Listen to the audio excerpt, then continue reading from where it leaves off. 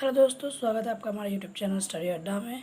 तो आज हम लोग पढ़ने वाले हैं chemical reaction and equation chemistry का चैप्टर 1 का पार्ट 3 हम लोग करने वाले हैं।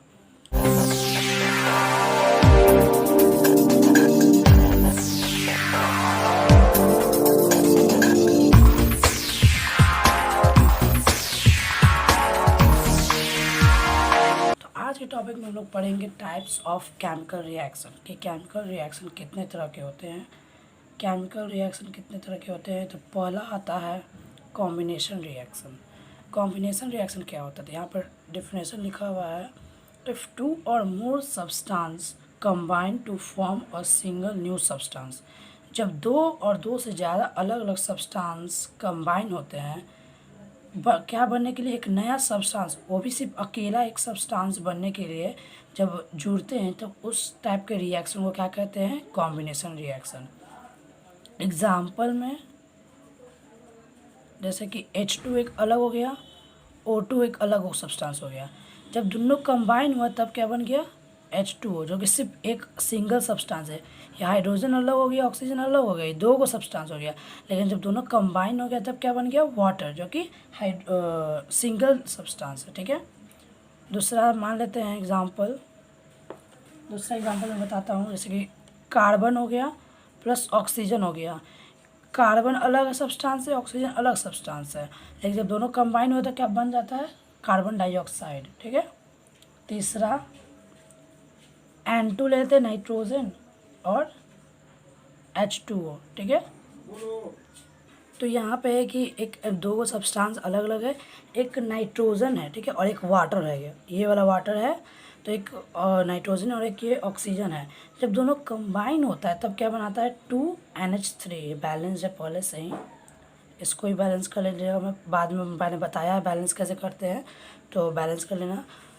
यहाँ पे एक नया सब्सटेंस बन गया, अमोनिया। ठीक है, चौथा एग्जांपल ले लेते हो, जैसे कि CaO हो गया, कैल्शियम ऑक्साइड प्लस वाटर, तो ये क्या बना देता है, calcium hydro oxide, CaOH whole twice. ठीक है, और एग्जांपल में बताता हूँ, H2 हो गया, Cl हो गया, Cl2, ये जब जुड़ गया तब क्या बन गया, HCl बन गया, जो कि क्या है, गैस है। अब ये गैस के फॉर्म है। जब HCl जब एक्वस के फॉर्म में होता है ना, तभी ये क्या होता है, एसिड होता है, नहीं तो अभी ये गैस से बना हुआ। ठीक है, तो ये सब क्या हुआ कि जब दो को सब्सटेंस, दो से और भी बहुत सब सब्सटेंस जब कंबाइन होते तब क्या बनते हैं, सिंगल एक नया सब्सटेंस बनते हैं, लाइक दिस। ठीक है, तो ये इसको कहते हैं कॉम्बिनेशन रिएक्शन। तो ये सारे एग्जाम्पल हैं, इसको नोट डाउन कर लें या फिर स्क्रीनशॉट ले जल्दी सा।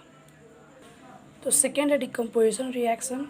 तो अब डिकम्पोजिशन रिएक्शन क्या है, तो if a single substance breaks into two और मोर सिंपल सब्सटेंस। जब एक सिंगल सब्सटेंस ब्रेक हो जाता है एक या दो या तीन सिंपल सब्सटेंस में कुछ एनर्जी की मदद से, तो उसको क्या कहते हैं, डिकम्पोजिशन रिएक्शन। अभी कॉम्बिनेशन रिएक्शन में क्या पड़े, जब एक दो तीन सब्सटेंस मिल जाता है तब क्या होता है, एक नया सब्सटेंस बन जाता है, सिर्फ एक ही सब्सटेंस। लेकिन अब इसमें क्या है कि सिर्फ एक सब्सटेंस ब्रेक हो जाता है दो से तीन ज़्यादा सब्सटेंस में। और डिकम्पोजिशन रिएक्शन हमेशा कॉम्बिनेशन रिएक्शन का क्या है, अपोजिट है। ठीक है, तो एग्जांपल में बताता हूँ, जैसे कि मैंने लिया यहाँ पे, पहले लिया था मैंने H2 और O2, दोनों मिल के क्या बन गया, H2O।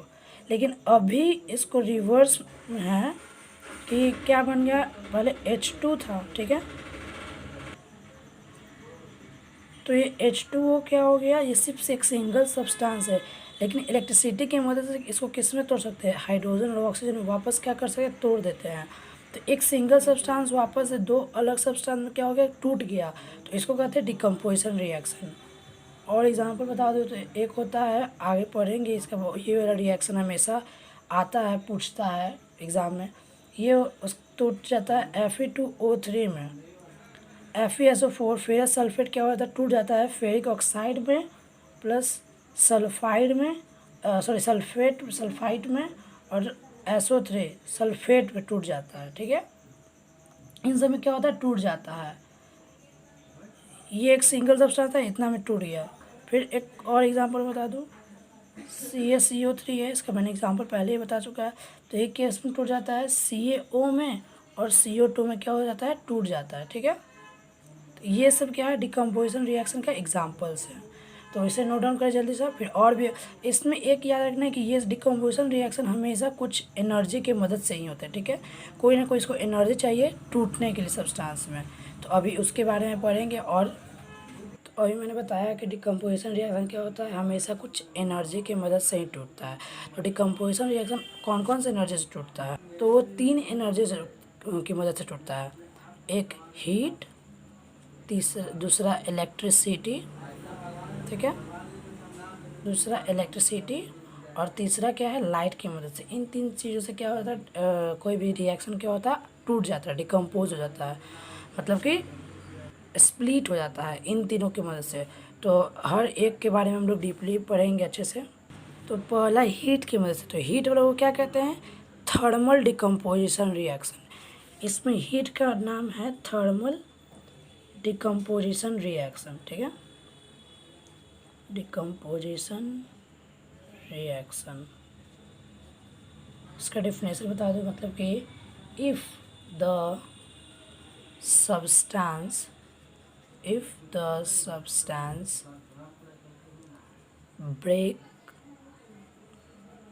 breaks down into two or more substance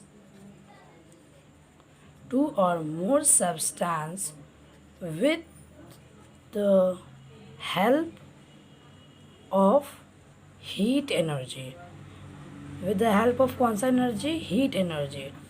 heat energy की वजह से जो टूट जाए उसको क्या कहते हैं, थर्मल डिकम्पोजिशन रिएक्शन। ठीक है, एग्जाम्पल में अभी मैंने बताया था ना, 2Fe SO4 उसको तोड़ेंगे तो किस में टूट जाएगा, Fe2O3 में, SO2 में और SO3 में। और जबकि हीट है तो इसके ऊपर क्या कर दिए, डेल्टा का साइन दे दिए, यानी कि ये कौन सा एनर्जी से टूट रहा है, हीट एनर्जी से टूट रहा है। तो ये एक एग्जांपल हो गया। फिर और मैं एग्जांपल बता देता हूँ, 2PbNO3 लेड नाइट्रेट, ये और ये दोनों हमेशा पूछा जाता है। ठीक है, ये भी हीट एनर्जी से टूटता है। किस में टूटता है, तो PbO मतलब कि लीड ऑक्साइड में, और NO2 में टूटता है, नाइट्रोजन ऑक्साइड में, और ऑक्सीजन में टूट जाता है। ठीक है, ये 3 चीज़ में टूट जाता है। तो ये दोनों पॉपुलर, समझिए क्वेश्चन बहुत पॉपुलर है, ये पॉपुलर इक्वेशन है। हर साल इन दोनों में से कोई एक इक्वेशन पूछा जाता है। वर्ड इक्वेशन की तरह होता है, रीजनिंग टाइप का, और उसको इस इक्वेशन को लिखना रहता है, बताना रहता है कि कौन सा इक्वेशन। सब्सटेंस पूछेगा कि ये सब्सटेंस दिया हुआ है, ये सब्सटेंस ये है और ये सब्सटेंस ये है, तो ये सब्सटेंस का नाम बताइए। इस तरह से बहुत सारे ऐसे क्वेश्चन पूछता है। ठीक है, और ये बहुत एग्जाम्पल है। थर्ड में एक और बता देता हूँ, इसको स्मॉल में जिंक कार्बोनेट। ठीक है, जिंक कार्बोनेट को तोड़ेंगे तो ये टूट जाता है जिंक ऑक्साइड प्लस CO2 में। ये सारे एग्जाम्पल हैं। ठीक है, तो ये है कौन सा, थर्मल डिकम्पोजिशन, जो कि हीट की मदद से टूटता है। ठीक है, तो सेकेंड है फोटोलाइटिक डिकम्पोजिशन रिएक्शन, मतलब कि if the breakdown of single substance into 2 और more substance with the help of light energy, जब लाइट एनर्जी की मदद से डिकम्पोज होता है सब्सटेंस, 2 और मोर सब्सटेंस में स्प्लिट होता है, तब उसको कहते हैं फोटोलाइटिक डिकम्पोजिशन रिएक्शन। ठीक है, जिसके इनमें से कुछ एग्जाम्पल है, जैसे सिल्वर क्लोराइड हो गया तो वो टूट जाता है सिल्वर में और क्लोराइड में। सिल्वर ब्रोमाइड हो गया जो सिल्वर ब्रोमाइड में टूट जाता है। सिल्वर आयोडाइड हो गया जो कि सिल्वर अलग आयोडाइड अलग। ये सब क्या होता है, लाइट की मदद से होता है। ठीक है, इसमें क्या होता है, एनर्जी जा रहा है, तो एनर्जी जा रहा है तो यहाँ पे साइन दे देते हैं। ठीक है, यहाँ पे एनर्जी इसमें जा रहा है, तो ये लाइट एनर्जी की मदद से टूट गया, ब्रेकडाउन हो गया, तो इसको कहते हैं फोटोलाइटिक डिकम्पोजिशन रिएक्शन। ठीक है, तो तीसरा होता है इलेक्ट्रोलाइटिक डिकम्पोजिशन रिएक्शन, मतलब कि जो कोई सब्सटेंस, सिंगल सब्सटेंस ब्रेकडाउन हो जाए 2 और more substance with the help of electricity, उसको क्या कहते हैं, इलेक्ट्रोलाइटिक डिकम्पोजिशन रिएक्शन। इसका एग्जांपल हम बता रहे थे, जैसे कि वाटर मैंने बताया था ना, वाटर इस इलेक्ट्रोलाइटिक की मदद से, इलेक्ट्रिसिटी की मदद से ही हाइड्रोजन और ऑक्सीजन में टूट जाता है। ठीक है, दूसरा एग्जांपल NaCl होता है, Na+Cl-। क्या आप जानते हैं ये किसका फॉर्मूला है? अगर आप जानते हैं तो सब कमेंट सेक्शन में बताइए।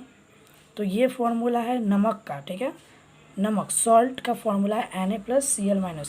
तो इलेक्ट्रिसिटी की मदद से क्या करते हैं, ये Na+ में टूट जाता है और Cl क्या होता है, माइनस में टूट जाता है।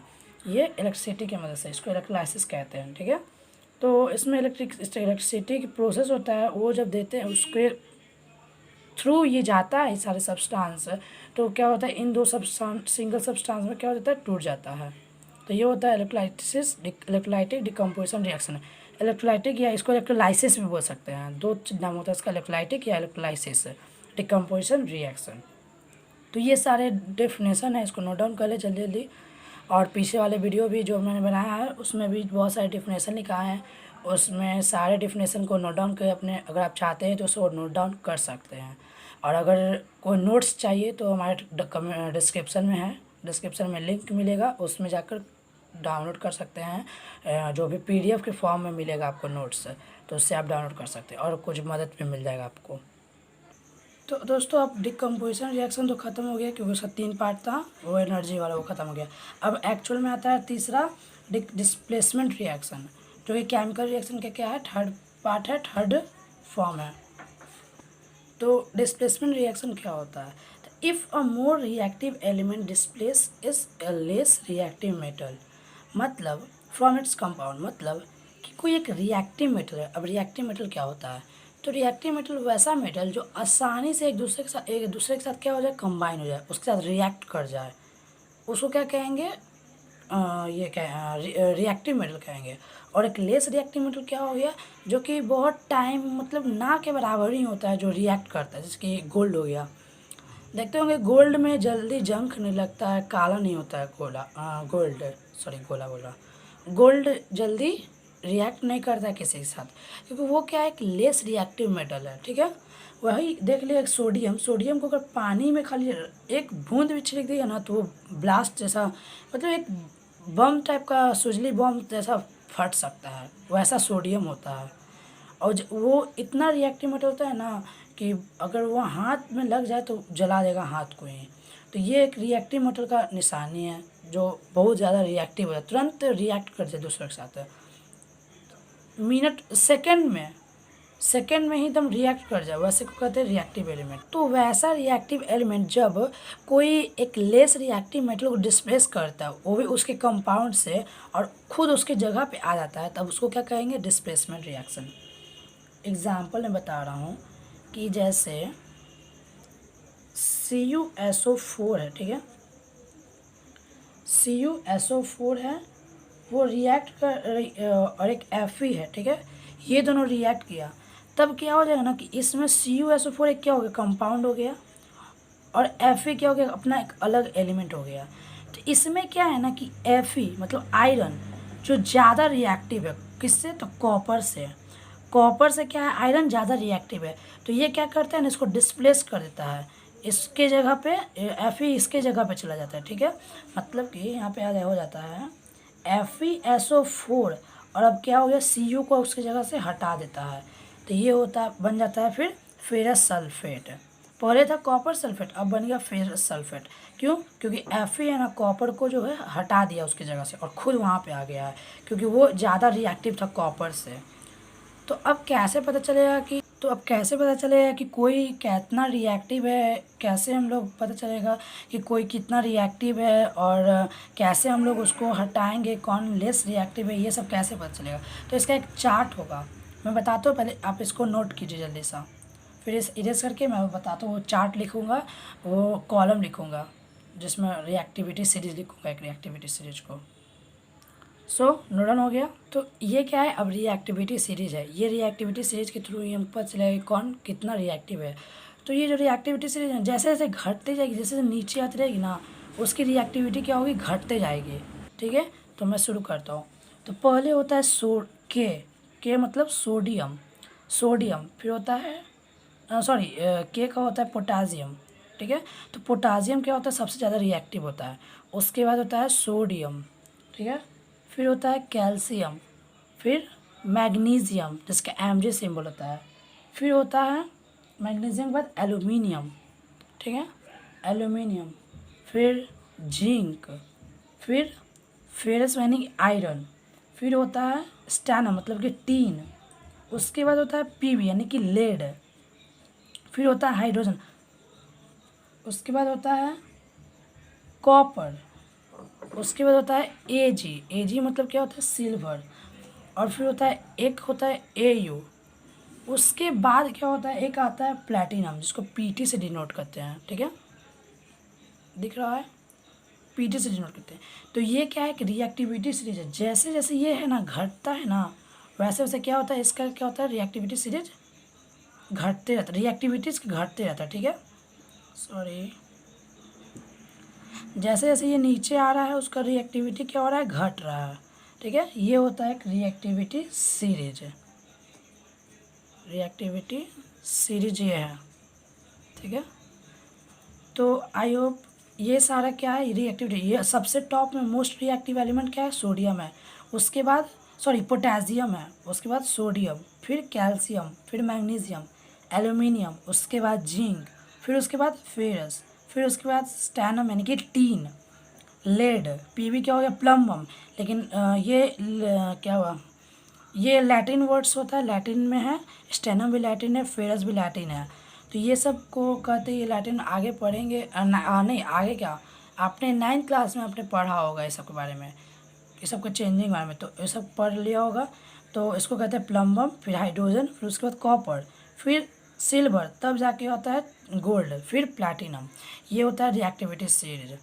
तो अब इसको याद करना क्या होता है ना थोड़ा मुश्किल हो जाता है, इतना सारा रिएक्टिविटी सीरीज है कैसे याद करें। इसका एक बोलते हैं जैसे कि उसको बोलते हैं मिमिक्स, मिमिक्स इसका शॉर्ट फॉर्म बताता हूँ कि कैसे इसको याद रखेंगे।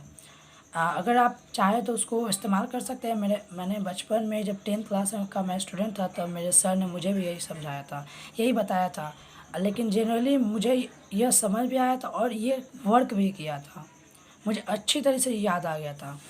तो देखिए ऐसे वो शॉर्ट फॉर्म में बता सकता हूँ, जैसे कि KNA है ना, तो कहो ना कहो मगर आंखें जानती हैं, ठीक है, इतना मैं बता दिया, कहो ना कहो मगर आंखें जानती हैं, जानती हैं यहाँ तक, कहो ना कहो मगर आंखें जानती हैं, ठीक है, फिर से कहो ना कहो मगर आंखें जानती है, ये इतना याद हो गया।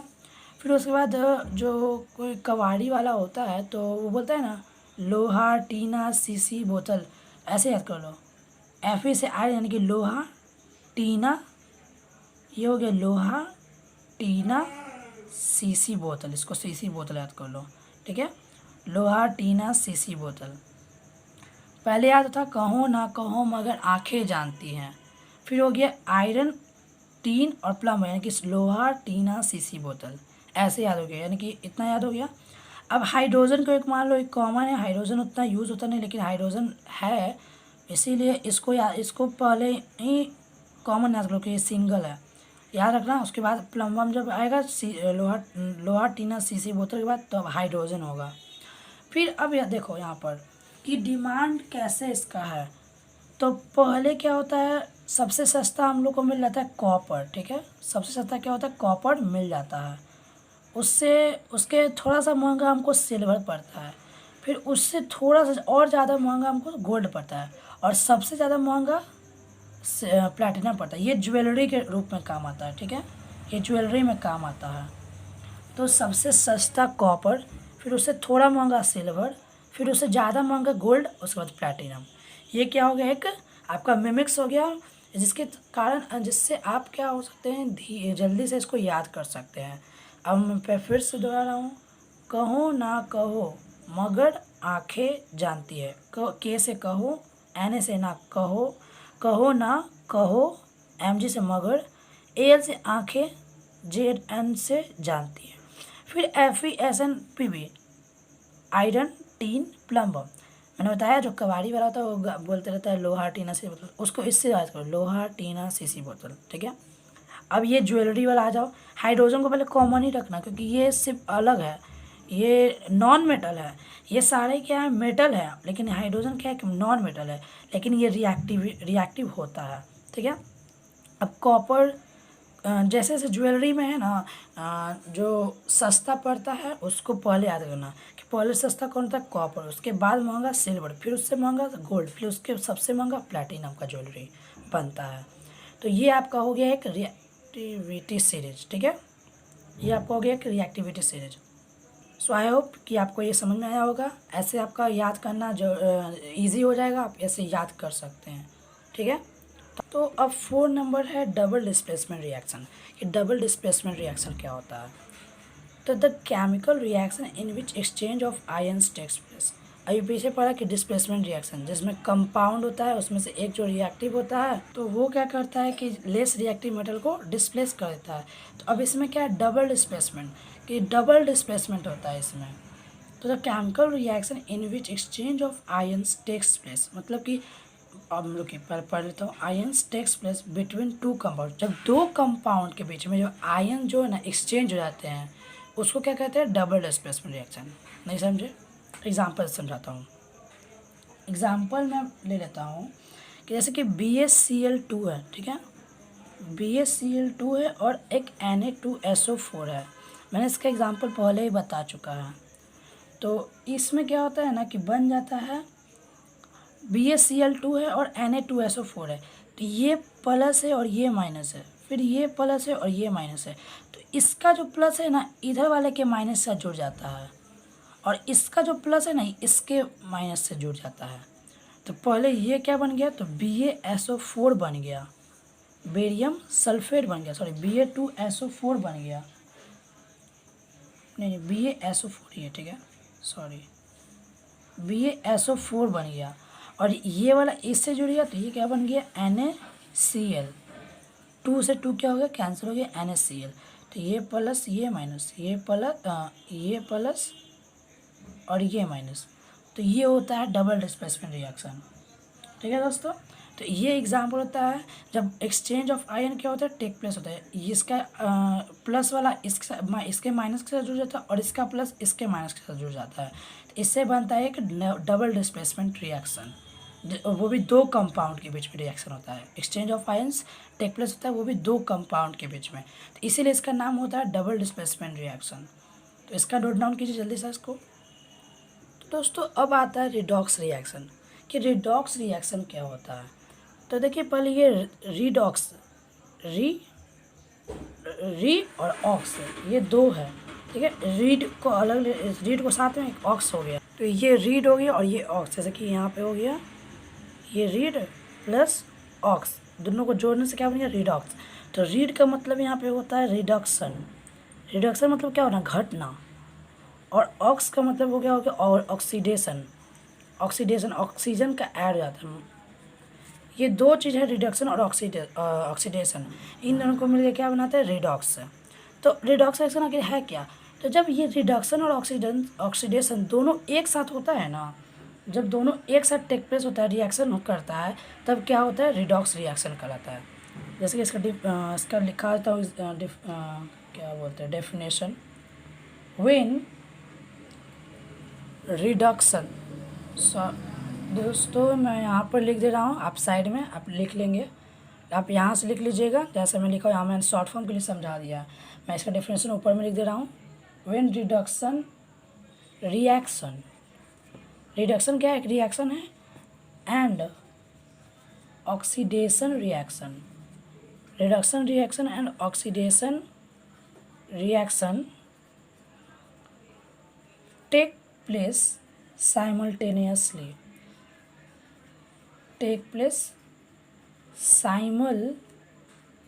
साइमल्टेनियसली मतलब कि एक साथ होना, ठीक है, साइमल्टेनियसली होता है, एक साथ एक ही समय में दोनों हो जाता है, तब उस रिएक्शन को क्या कहते हैं, रिडॉक्स रिएक्शन।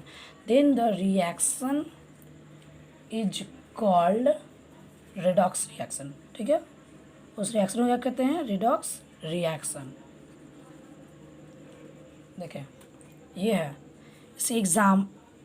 जैसे कि एग्ज़ाम्पल मैं बता रहा हूँ कि C+O2 ये दोनों को कंबाइन करेंगे तो क्या बन जाएगा, CO2। तो यहाँ पे क्या हो रहा है कि ये जो C में क्या हो रहा है, ऑक्सीजन क्या हो गया, ऐड हो गया है। C पहले C था उसमें क्या हो गया, ऑक्सीजन ऐड हो गया, तो ये क्या है, ऑक्सीडेशन है, ठीक है, ये ऑक्सीडेशन है। मतलब ऑक्सीडेशन का मैं बताता हूँ, एक मिनट मुझे रेस्ट करने दीजिए। और ये मैंने बताया ऑक्सीडेशन रिएक्शन क्या होता है। तो एडिंग ऑफ ऑक्सीजन एटम्स, जब ऑक्सीजन एटम्स जुड़ता है कोई कंपाउंड में, तब वो उसको क्या कहेंगे, ऑक्सीडेशन रिएक्शन। या कोई कंपाउंड में से हाइड्रोजन एटम निकल जाता है, रिमूव हो जाता है, तब उसको क्या कहेंगे, ऑक्सीडेशन रिएक्शन। मतलब कि ऑक्सीजन का जुड़ना और हाइड्रोजन के एटम्स का निकलना, बाहर निकलना को क्या कहेंगे, ऑक्सीडेशन रिएक्शन। एग्जाम्पल में मैंने जो अभी बता रहा था, C+O2 क्या बन जाता है, CO2। तो C पहले सिर्फ C था, लेकिन उसमें क्या हो गया, ऑक्सीजन के एटम्स जुड़ गया, तभी क्या बन गया, CO2। तो इसको क्या कहेंगे, ऑक्सीडेशन। क्या कहेंगे, ऑक्सीडेशन, ठीक है। और दूसरा क्या होता है, एक reduction reaction. Reduction reaction, reduction reaction में क्या होता है, तो एडिंग, इसका ठीक उल्टा, उसमें क्या होता है, एडिंग ऑफ हाइड्रोजन एटम्स। उसमें हाइड्रोजन एटम्स क्या होते हैं, ऐड हो जाते हैं, ठीक है। Adding of hydrogen atoms and removal of and removal of oxygen atoms. उसमें ऑक्सीजन एटम का क्या होता है, रिमूवल होता है, ऑक्सीजन एटम्स क्या होता है, रिमूव हो जाता है, तब उसको क्या कहते हैं, इज कॉल्ड रिडक्शन रिएक्शन। उसको रिडक्शन रिएक्शन कहते हैं, ठीक है। Is called reduction reaction. Example में, जैसे एग्जाम्पल में लिखते हो, CuO हो गया प्लस H2 हो गया, जब ये दोनों कंबाइन होगा ना, तो अभी मैंने रिएक्टिविटी सीरीज में बताया था कि हाइड्रोजन के नीचे कॉपर था, ठीक है, हाइड्रोजन के नीचे कॉपर था, और जैसे जैसे नीचे जाता है, रिएक्टिविटी सीरीज क्या होता है, घटता है। तो इसमें से सबसे रिएक्टिव कौन है, Cu कॉपर है या हाइड्रोजन है, तो हाइड्रोजन है। तो हाइड्रोजन क्या करेगा, अब इसको हटा देगा, तो यहाँ क्या हो जाएगा कि यहाँ पे मैंने बता दिया, तो हाइड्रोजन क्या होता है, ऑक्सीजन के साथ रिएक्ट हो जाएगा और CO बाहर हो जाएगा। तो इसमें क्या हो गया, ऑक्सीजन का रिमूवल हो गया। यहाँ देखें, पहले ऑक्सीजन के साथ जुड़ा हुआ था, लेकिन यहाँ ऑक्सीजन अब नहीं है, तो ये हो जाएगा रिडक्शन, ठीक है, ये हो जाएगा रिडक्शन। ठीक उसी तरह यहाँ पर हाइड्रोजन था, और अब यहाँ पे हाइड्रोजन में क्या हो गया, ऑक्सीजन भी जुड़ गया, तो ये हो गया ऑक्सीडेशन। तो ये साइमल्टेनियसली हुआ, तो इसी को कहते हैं रिडॉक्स रिएक्शन, कि एक साथ ऑक्सीडेशन भी हो गया और एक साथ रिडक्शन भी हो गया। तो यही है redox reaction. Friends, I hope कि अपना आप लोग समझ गए होंगे। तो अब बात करते हैं कि एक और चीज़ पढ़ना हम लोग को, oxidising agent.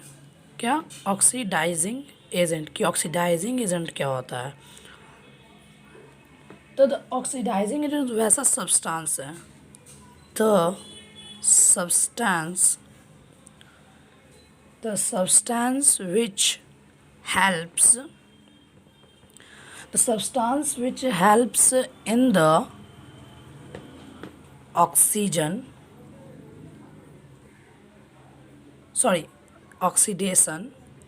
which help in the oxidation, जो ऑक्सीडेशन होने में हेल्प करता है, ऑफ एनी अदर सब्सटेंस, किसी भी सब्सटेंस को ऑक्सीडेशन होने में जो हेल्प करे, उसको क्या कहेंगे, oxidising agent of any other substance is called oxidising agent.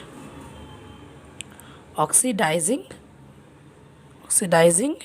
Agent, उसको कहते हैं ऑक्सीडाइजिंग एजेंट। दिख रहा है आप लोग को, ऑक्सीडाइजिंग एजेंट, उसको कहते हैं हम लोग ऑक्सीडाइजिंग एजेंट, ठीक है। तो यानी जो सब्सटेंस ऑक्सीडेशन होने में हेल्प करे, उसको कहते हैं ऑक्सीडाइजिंग एजेंट। और दूसरा होता है रिड्यूसिंग एजेंट, दूसरा होता है रिड्यूसिंग एजेंट। तो द सब्सटेंस, इसका भी उसी तरह डिप्रेशन। तो द सब्सटेंस, मेरे साथ बोलिए, the substance which helps in the reduction, पिछले बार था ऑक्सीडेशन, अब इसमें है कि रिडक्शन, जो सब्सटेंस रिडक्शन होने में हेल्प करे of any other substance is called reducing agent, is called reducing agent. ठीक है, तो जो सब्सटेंस को ऑक्सीडेशन करने में हेल्प करे उसको कहेंगे ऑक्सीडाइजिंग एजेंट, और जो सब्सटेंस रिडक्शन होने में हेल्प करे उसको कहेंगे रिड्यूसिंग एजेंट। एग्जांपल मैं बताता हूँ, जैसे कि मैंने एग्जांपल लिया था CuO plus H2, Cu plus H2O। यहाँ देखिए Cu था, अब क्या हो गया CuO था, अब क्या हो गया Cu बन गया, इसमें से ऑक्सीजन क्या हो गया, रिमूव हो गया। तो मैंने बताया कि रिडक्शन में क्या होता है, ऑक्सीजन रिमूव हो जाता है, तो उसको क्या कहेंगे, रिडक्शन। तो इसमें क्या हुआ, रिडक्शन। ठीक है, तो अब इसमें क्या हुआ, ये कौन सा एजेंट बन गया, इसमें से ऑक्सीजन क्या हो गया, रिमूव कर देती है, रिडक्शन होने में हेल्प किया, इसीलिए इसको कहते हैं रिड्यूसिंग एजेंट। ठीक है, ये देखिए ये हाइड्रोजन था और अब क्या हो गया, हाइड्रोजन में क्या जुड़ गया, ऑक्सीजन। तो एडिंग ऑफ ऑक्सीजन क्या कहते हैं, ऑक्सीडेशन। तो ये हो गया ऑक्सीडेशन। ठीक है, सॉरी यहाँ पर मैंने गलती बता दिया, यहाँ होगा ऑक्सीडाइजिंग एजेंट जिसने रिडक्शन होने में हेल्प किया। ठीक है, ठीक उल्टा होता है, अगर रिडक्शन होने में हेल्प करता है तो क्या कहते हैं, ऑक्सीडाइजिंग एजेंट है, और अगर ऑक्सीडेशन होने में हेल्प करे तो क्या कहेंगे, रिड्यूसिंग एजेंट। जैसे ये क्या हो गया, रिड्यूसिंग एजेंट हो गया। ठीक है, तो ये होता है रिडॉक्स रिएक्शन, उसमें होता है ऑक्सीडेशन, रिडक्शन, फिर होता है ऑक्सीडाइजिंग एजेंट, फिर होता है रिड्यूसिंग एजेंट। तो दोस्तों आप लोग समझ गए इतना, जल्दी से स्क्रीनशॉट ले ले या नोट डाउन कर ले। So now we are going to learn about oxidation in daily life, कि ऑक्सीडेशन का डेली लाइफ में क्या इफेक्ट होता है। तो पहला होता है ऑक्सीडेशन, कोरोजन। पहला क्या होता है, कोरोजन, CORROSION होता है कोरोजन का स्पेलिंग। तो कोरोजन क्या है, तो कोरोजन मतलब जंग लगना। ठीक है, जब भी कोई ऑक्सीडेशन मतलब क्या हो, ऑक्सीजन का जुड़ना। ठीक है, कुछ सब्सटेंस में जब जैसे कि आयरन हो गया और ये बहुत सारा मेटल हो गया जिसमें ऑक्सीडेशन रिएक्ट होता है और उसमें क्या होता है, जंग लग जाता है, तब उसी को कहते हैं कोरोजन। ठीक है, तो कोरोजन का डिफिनेशन क्या है, CORROSION। Corrosion is the process in which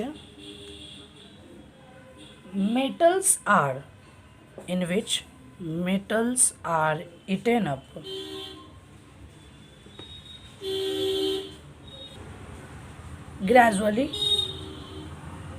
gradually by the action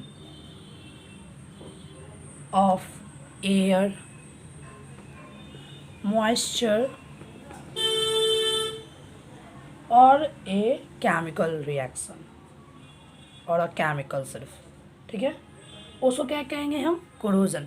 मतलब कि कोरोजन का डिफिनेशन क्या होगा, तो कोरोजन इज अ प्रोसेस, वो ऐसा प्रोसेस है जहाँ पर मेटल्स का रिएक्ट करता है gradually with the help of या by the action of air, moisture और केमिकल। एयर, मॉइस्चर जब पानी के कांटेक्ट में आता है, हवा के कांटेक्ट में आता है, या कोई एसिड के कांटेक्ट में आता है, तो उसमें क्या होता है, कोरोजन, कोरोड हो जाता है वो आयरन नेल, आयरन स्टील जो भी हो वो कोरोड हो जाता है, जंक लग जाता है, तो उसी को कहते हैं कोरोजन।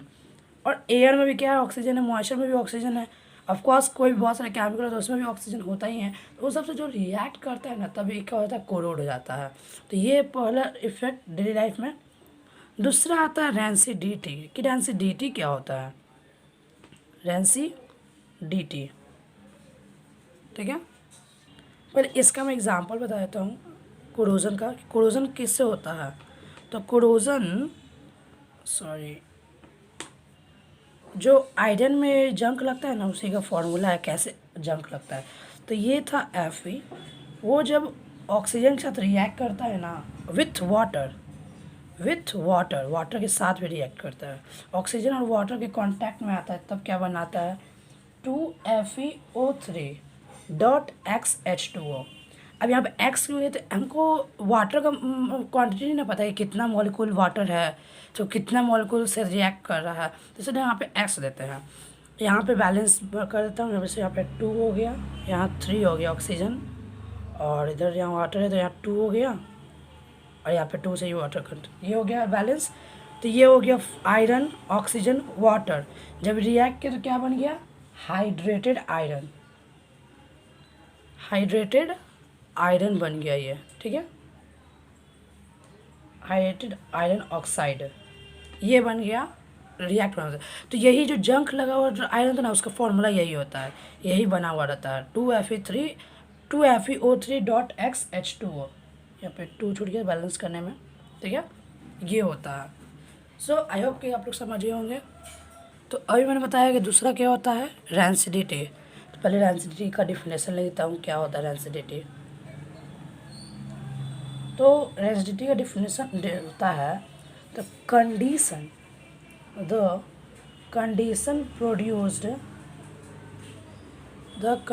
produced by ऑक्सीडेशन, वैसा कंडीशन ऑक्सीडेशन के बाद प्रोड्यूस होता है, oxidation of fats and oil in foods marked by unpleasant smell and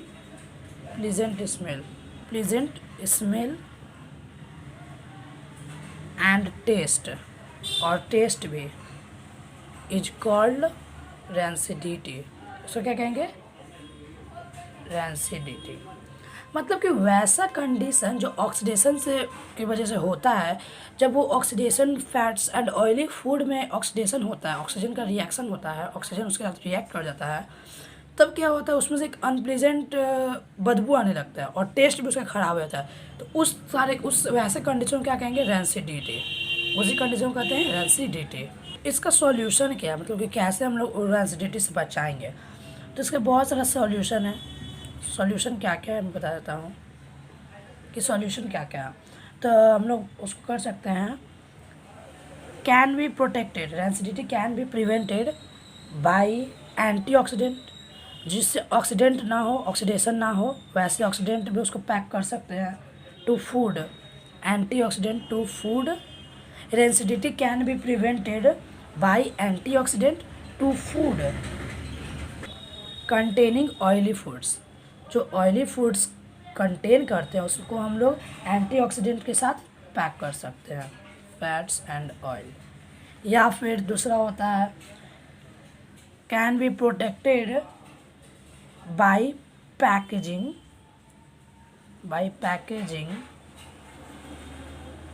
oily and fat foods in nitrogen gas. जैसे कि आप लोग लेस का पैकेट देखते हो, कुरकुरे का पैकेट देखते हो, उसको क्या होता है, उसमें एयर भरा रहता है, तो उसमें एयर नहीं भरा रहता है, उसमें क्या होता है, नाइट्रोजन गैस भरा रहता है। इस तरीके से हम लोग प्रिवेंट कर सकते हैं। और भी कैन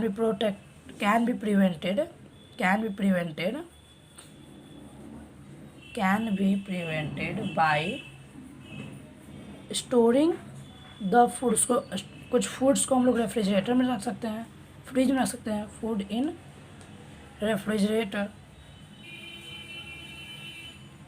उससे खाना हम लोग बहुत सारे लोग होते हैं जो हम लोग खाना क्या होते हैं फ्रिज में रखते हैं ताकि उनको ख़राब ना हो, अनप्लीजेंट स्मेल ना हो। तो यही रहती है कि उनको क्या करते हैं, रेफ्रिजरेटर में रख देते हैं, रेफ्रिजरेटर, जिससे उनका ऑक्सीडेशन ना हो, फूड उनका ख़राब ना हो। तो ये 3 तरीके हैं। और एंटीऑक्सीडेंट रख सकते हैं, एंटीऑक्सीडेंट्स के साथ पैक कर सकते हैं, या फिर नाइट्रोजन गैस के साथ पैकेजिंग कर सकते हैं ऑयल एंड फैट्स फूड को, या फिर स्टोरिंग फूड इन रेफ्रिजरेटर में फूड रख सकते हैं। तो रैंसिडिटी समझ में आ गया कि वैसा कंडीशन जब ऑक्सीजन के साथ रिएक्ट करता है food and oily foods, fat and oily foods, और जब उसमें से अनप्लेजेंट स्मेल आने लगता है, बदबू आने लगता है, उसका टेस्ट भी ख़राब हो जाता है, तब क्या कहते हैं उसको? रैंसिडिटी। ठीक है, तो इस चैप्टर में इतना ही था, हमारे इस चैप्टर में इतना ही था। अब आगे के जो चैप्टर होगा उसके लिए हमारे चैनल को प्लीज़ सब्सक्राइब कीजिए, ताकि अभी मैं जो अगले चैप्टर का वीडियो बनाऊँ उसके आपको मैसेज आ सके। ठीक है, थैंक यू।